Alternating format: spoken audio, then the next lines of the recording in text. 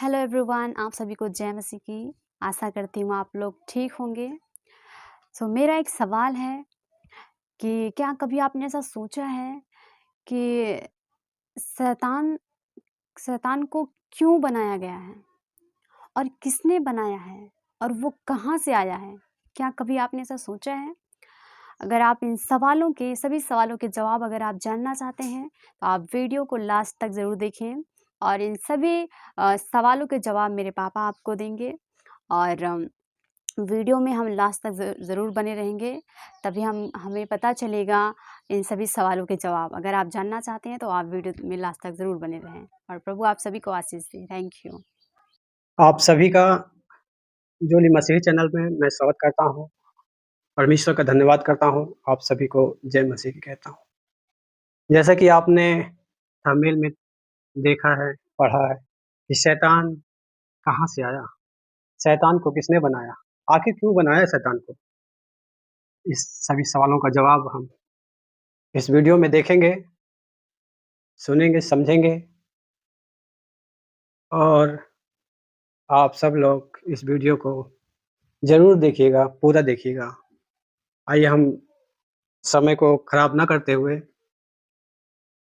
Video में चलते हैं, उस वचन में चलते हैं कि आखिर शैतान कहाँ से आया, कैसे आया, क्यों बनाया गया। हम पहला वचन पढ़ेंगे।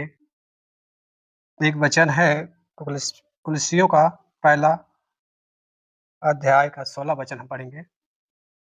क्योंकि उसी में सारी वस्तुओं की सृष्टि हुई, स्वर्ग की हो अथवा पृथ्वी की, देखी या अनदेखी, क्या सिंहासन, क्या प्रभुताएं, क्या प्रधानताएं, क्या अधिकार, सारी वस्तुएं उसी के द्वारा और उसी के लिए सृजी गई हैं। यहाँ पे वचन साफ-साफ कहता है कि जो भी इस पृथ्वी पे या स्वर्ग में जो भी कुछ सृष्टि हुई है, जो भी कुछ सृजा गया है, सब परमेश्वर के लिए है। किसके लिए है? परमेश्वर के लिए। क्योंकि उसी में सारी वस्तुओं की सृष्टि हुई, किसमें? वचन में। स्वर्ग की हो या पृथ्वी की हो, देखी हो या अनदेखी हो, क्या सिंहासन, क्या प्रभुताएँ, क्या प्रधानताएँ। अर्थात देखी हुई वस्तु हो या अनदेखी हो, चाहे स्वर्ग की हो, चाहे पृथ्वी की हो, सब कुछ की सृष्टि परमेश्वर ने की है। किसके लिए? अपने ही मकसद के लिए। उसी वचन के द्वारा हुई है सबकी सृष्टि। आपको याद होगा जब शैतान हव्वा के पास जाता है, तो उसको आदेश किसने दिया होगा? सोचो, क्या परमेश्वर की इजाज़त से नहीं गया वो?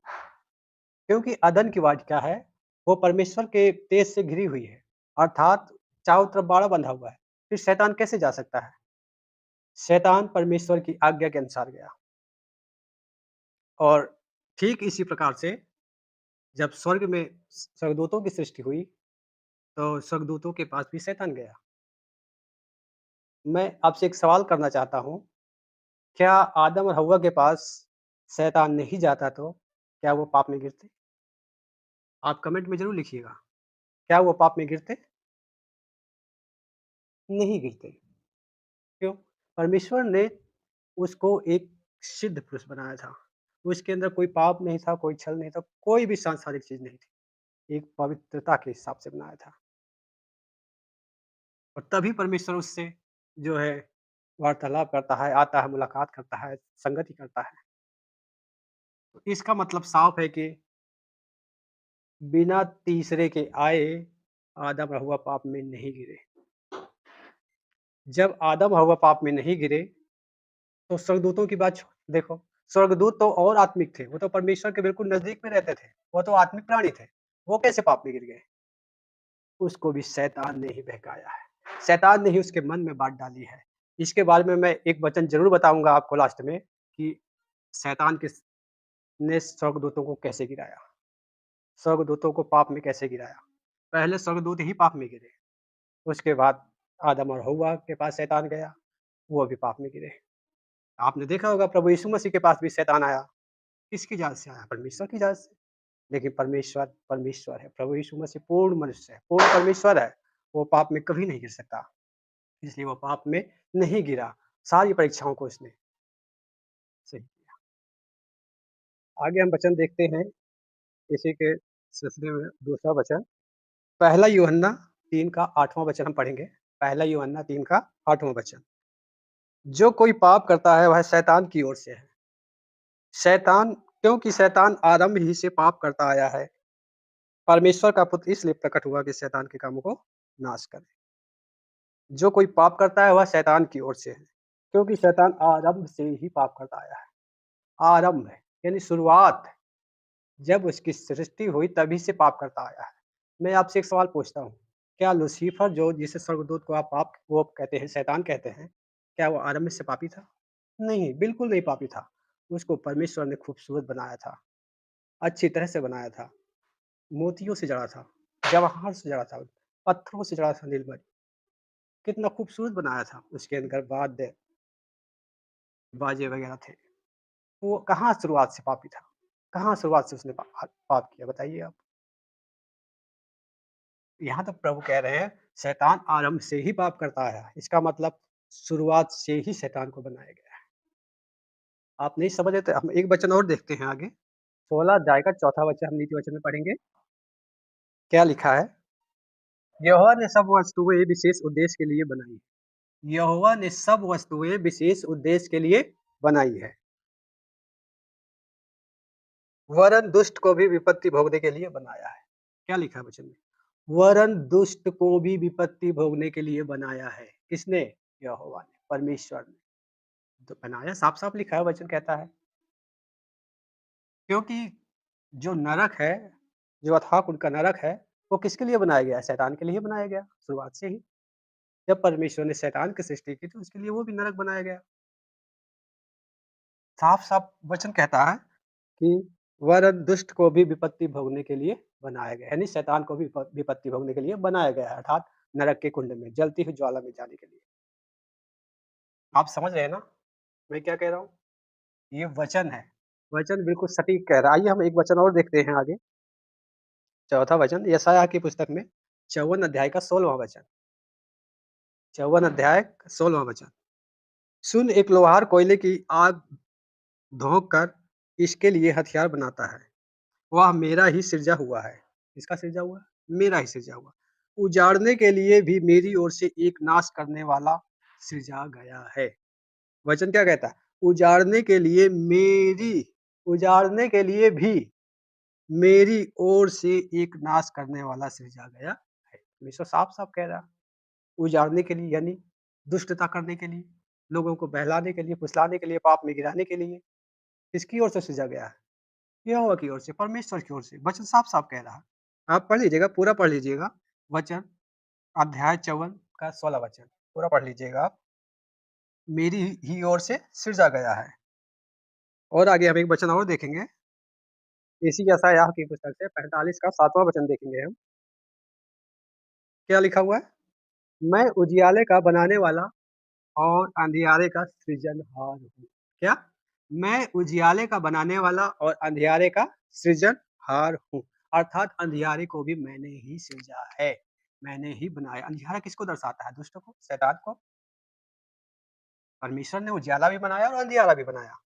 अंधियारा दुष्ट को दर्शाता है, उजियाला परमेश्वर की संतानों को दर्शाता है। आप विचार कीजिए, जरा सोचिए, वचन साफ-साफ कह रहा है, उजियाले का बनाने वाला और अंधियारे का सृजनहार हूँ। मैं शांति का दाता और विपत्ति को रचता हूँ। मैं यहोवा ही इन सबों का करता हूँ। मैं यहोवा ही इन सबों का क्या हूँ? करता हूँ।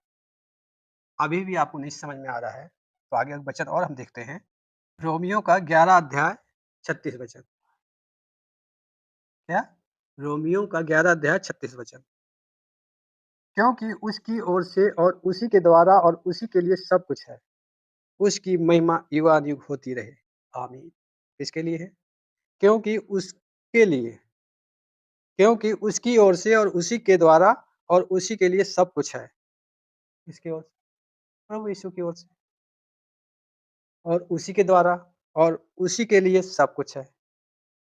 यह दर्शाता है कि परमेश्वर के हाथों में सब कुछ है। परमेश्वर ने सबको अपने अंडर में रखा है। कोई परमेश्वर के बाहर काम नहीं कर सकता। आइए वचन को थोड़ा-सा और गहराई से देखते हैं। परमेश्वर ही हर चीज़ का स्रोत है। किसका है? परमेश्वर हर एक चीज़ का स्रोत है। उसकी ओर से है।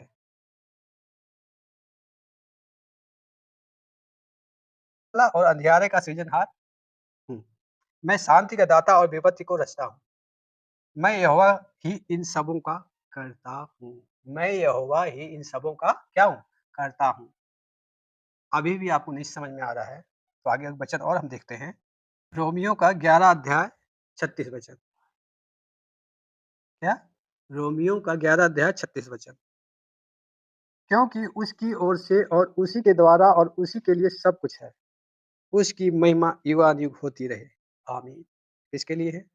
क्योंकि उसके लिए, क्योंकि उसकी ओर से और उसी के द्वारा और उसी के लिए सब कुछ है। किसकी ओर से? प्रभु यीशु की ओर से और उसी के द्वारा और उसी के लिए सब कुछ है। यह दर्शाता है कि परमेश्वर के हाथों में सब कुछ है। परमेश्वर ने सबको अपने अंडर में रखा है। कोई परमेश्वर के बाहर काम नहीं कर सकता। आइए वचन को थोड़ा-सा और गहराई से देखते हैं।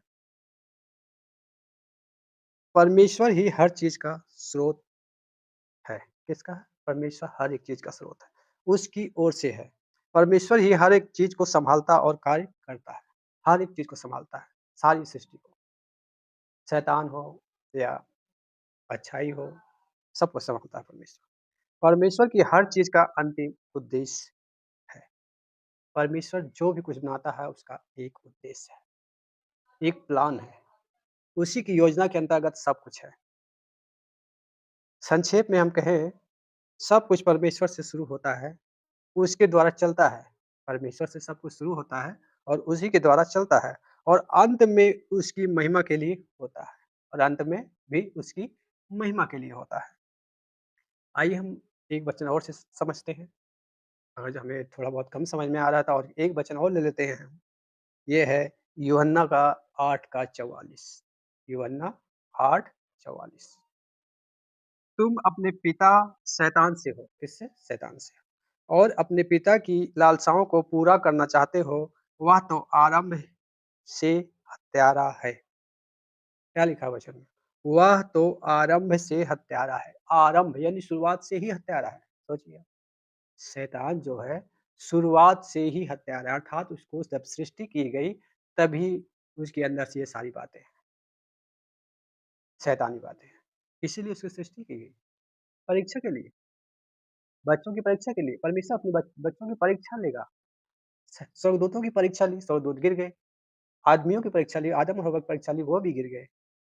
परीक्षा चाहता है, वो अपने साथ रखना चाहता है, एक मजबूत सिद्ध व्यक्ति बना के, एक सिद्ध पुरुष बना के, एक सिद्ध व्यक्तित्व बना के अपने साथ रखना चाहता है सबको। हर एक मनुष्य को, हर एक मनुष्य व्यक्ति को सिद्ध बनाना चाहता है। इसीलिए उसने शैतान की सृष्टि की है ताकि वो परीक्षा ले। आइए हम देखते हैं यूहन्ना 8:44 आपने अभी पढ़ा हमने, वह तो आरंभ से ही हत्यारा है। क्या लूसीफर आरंभ से हत्यारा है? बताइए आप, कमेंट में जवाब दीजिए। आरंभ से हत्यारा है ही नहीं है वो। जब उसको बनाया गया तो बहुत सुंदर था, बहुत अच्छा था, बहुत आराधना करता था परमेश्वर के सामने, करता था ना? हाँ, इसलिए वो आरंभ से हत्यारा नहीं है, आरंभ से हत्यारा तो शैतान है। आइए हम आगे और वचन को देखते हैं। लूका 10 अध्याय का 18वाँ वचन हम देखेंगे अब। लूका 10 अध्याय का 18वाँ वचन। उसने उनसे कहा, मैं शैतान को बिजली की नाई स्वर्ग से गिरा हुआ देख रहा था। इसने यीशु ने चेलों से कहा। जब चेले जो है 70 चेलों को, जब 72 चेलों को प्रभु यीशु मसीह ने आदेश दिया था, जाओ दुष्ट आत्माओं को निकालो, प्रचार करो, तब वो लौट के आए। प्रभु से बोले, हम सब हमारे अंदर में है। वही प्रभु कहता है, मैं देख रहा हूँ कि स्वर्ग से शैतान को गिरता हुआ, अर्थात पूरी कलीसिया, पूरे विश्वासी लोग शैतान पर विजय पा रहे हैं, विजय पा रहे हैं। परमेश्वर प्रभु यीशु मसीह देख रहा है। तो ये होने वाली घटना है, अभी हुई नहीं है। अभी शैतान अभी भी स्वर्ग में आ सकता है, जा सकता है। आपने पढ़ा नहीं अय्यूब में? परमेश्वर के पास जाता है शैतान, बातें करता है, अय्यूब के बारे में। अय्यूब की परीक्षा लेने के लिए आदेश देते हैं फिर परमेश्वर। इसका मतलब शैतान आ जा सकता है अभी। जो लूसीफर गिराया गया है, वो नहीं जा सकता परमेश्वर के पास, क्योंकि वो गिरा दिया गया है ऑलरेडी। वो एक पापी बन गया है। समझ रहे हैं आपने? आइए हम और वचन देखते हैं। लोग क्या लिखा है? शैतान को बिजली की नाई स्वर्ग से गिरा हुआ देख रहा था। कहने का मतलब मैं शैतान को बिजली की नाई स्वर्ग से गिरा हुआ देख रहा था। यीशु ने यह बात अपने 72 चेलों को प्रचार और दुष्ट आत्माओं को निकालने के लिए भेजने के बाद कही थी। जब चेले आनंदित होकर लौटे कि दुष्ट आत्माएँ भी उनके वश में हैं, तो यीशु ने उन्हें जवाब दिया, यह पद शैतान के पतन और शैतानी शक्तियों पर अधिकार के मसीह के अधिकार को दर्शाता है, यानी मसीहों का अधिकार शैतान पर है। समझ रहे हैं? मसीहों का अधिकार शैतान पर है, शैतान को पराजित कर सकते हैं मसीह, प्रभु की आज्ञाओं के अनुसार, प्रभु के वचनों के अनुसार। आइए हम एक वचन और देखते हैं। अ, अभी अभी मैंने आपसे बताया कि मैं एक वचन ऐसा बताऊँगा, जो कि शैतान ने स्वर्गदूतों को गिराया। उनके मन में विचार डालकर, उनके मन में बात डालकर, प्रलोभन का, लालच का, यही बात तो आदम हव्वा के मन में डाली शैतान ने, और वही बात लूसीफर के मन में भी डालता है। आइए हम इस वचन को देखते हैं। ये वचन है, हम देखते हैं प्रकाशित वाक्य 12 अध्याय का चौथा वचन। प्रकाशित वाक्य 12 अध्याय का चौथा वचन। क्या लिखा है इसमें? और उसकी पूँछ ने आकाश के तारों की 1/3 को खींचकर पृथ्वी पर डाल दिया। किसकी पूँछ ने? और उसकी पूँछ ने आकाश के तारों की 1/3 को खींचकर पृथ्वी पर डाल दिया। ये है शैतान। पूँछ से गिराया स्वर्गदूतों को। पूँछ से गिराने का मतलब है बिल्कुल आसानी से गिरा दिया। सिर्फ़ मन में बात डाली, विचार डाला और वो गिर गए पाप में। क्योंकि परमेश्वर ने जब बनाया है स्वर्गदूतों को हो या मनुष्यों को हो, स्वतंत्रता दी है एक, कि अपनी मर्ज़ी से भी कर सकते हैं। लेकिन बिना उनके अंदर विचार डाले, बुरा विचार डाले, बुराई डाले, वो अपने आप नहीं कर सकते। तो शैतान ने उनके अंदर बुराई डाली, लूसीफर के अंदर। जब लूसीफर एक छोटी-सी पूँछ से गिर गया, सिर्फ़ पूँछ के माध्यम से गिर गया, पूँछ के माध्यम का मतलब बिल्कुल आसानी से गिर गया, परमेश्वर के विरुद्ध हो गया, पाप में गिर गया और उसने 1/3 स्वर्गदूतों को अपनी ओर भी कर लिया। जैसे ही ये पाप में गिरे, वैसे ही परमेश्वर ने उन्हें क्या किया? पृथ्वी पर फेंक दिया, पटक दिया। कहने का मतलब इसने अपनी पूँछ से खींच लिया, पाप पाप इसके अंदर डालकर और स्वर्गदूतों को अपनी ओर कर लिया। अब ये जो शक्तियाँ हैं, दुष्ट शक्तियाँ हैं जो आजकल पृथ्वी पर घूमती रहती हैं, लोगों को सताती हैं, लोगों को परेशान करती हैं, मसीहियों को और अन्य लोगों को भी, यही सब तो हैं दुष्ट शक्तियाँ। हम कैसे हैं? मुझे लगता है कि आप लोग समझ गए होंगे कि शैतान की सृष्टि क्यों की गई? शैतान को परमेश्वर ने क्यों बनाया? अपना एक विशेष मकसद है परमेश्वर का। उस मकसद को पूरा करने के लिए सब चीज़ें हैं। अगर जो अभी भी आप नहीं समझ पा रहे हैं, तो मैं एक छोटा-सा उदाहरण देता हूँ। कोई एक फ़िल्म बनती है, डायरेक्टर जो है, एक अच्छा-खासा घर बसाता है, उसमें बहुत अच्छी खुशियाँ चलती रहती है, प्रेम व्यवहार रहता है, सबका हँसी-खुशी जीवन रहता है। उसमें एंट्री करता है एक शैतान की, यानी दुष्ट की, यानी विलन की एंट्री करता है और वह उसमें जाके अस्त-व्यस्त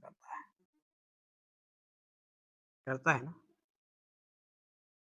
और वो जो फिर बाद में हीरो जो उस पर जयवंत होता है। ठीक उसी प्रकार से हमारा प्रभु यीशु मसीह हीरो है। हमारा प्रभु यीशु मसीह सर्वशक्तिमान है। शैतान को बनाने वाला कौन है? वही तो है। वो उस पर जयवंत हुआ।